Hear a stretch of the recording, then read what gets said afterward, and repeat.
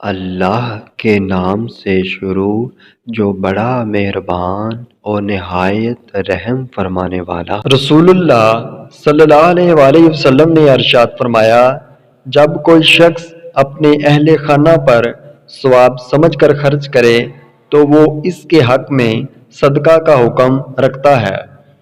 رسول اللہ صلی اللہ علیہ وآلہ وسلم نے ارشاد فرمایا، نظر کا لگنا حق ہے، اگر کوئی چیز تقدیر پر سبقت لے جانے والی ہوتی تو وہ نظر ہوتی۔ رسول اللہ صلی اللہ علیہ وآلہ وسلم نے ارشاد فرمایا، 3 خصلتیں جس شخص میں ہوں گی اللہ پاک اسے اپنے عرش کا سایہ عطا کرے گا۔ نمبر 1، بھوکے کو کھانا کھلانا۔ نمبر 2، اندھیرے میں مسجدوں کی طرف چلنا۔ نمبر 3، دشواری کے وقت وضو کرنا۔